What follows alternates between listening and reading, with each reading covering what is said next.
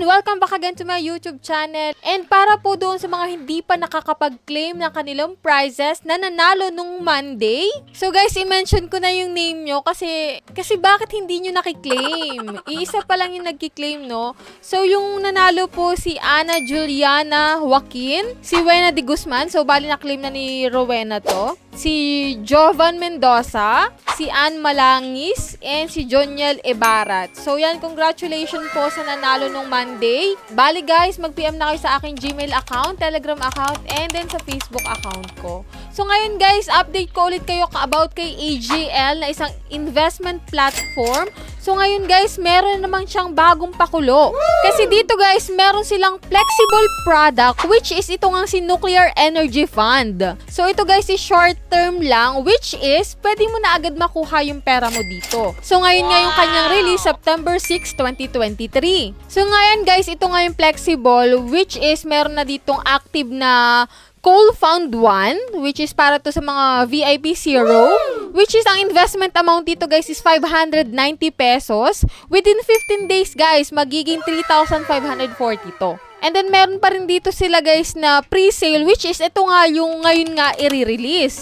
Yung Nuclear Energy Fund para po sa mga VIP 1, which is ang kailangan mo lang na amount is 970 pesos. And within 7 days, 7 days lang, within 1 week guys, pwede ka daw ditong makapag-revenue ng 4,820. So yan, diba? Ganun kalaki. So syempre guys, ito ay for risk taker only. So, only invest what can you only afford to lose. Huwag ka mag-invest po dito kung madali ka manghinayang sa pera na mawawala sa'yo. Siyempre, mga ganito talagang application na investment is sa una paying and then kalaunan, syempre, medyo risky na siya, no? Kaya ingat-ingat din kayo sa mga ganitong investment platform. Pero sa ngayon, okay pa naman siya, guys. Pero lagi ko ngang banggit sa inyo na mag-research muna kayo sa mga papasukin yung investment platform, sa mga uutangan nyo para hindi na rin tayo magsisi sa huli, no? Mas maganda na pa rin talaga na pag-isipan nating mabuti yung action natin. So, ito nga guys, yung Nuclear Energy Fund, which is my Fund 1. Meron din dito guys na Nuclear Energy Fund 2, which is a VIP 1 pa rin to, which is ang investment daw dito is 2,670.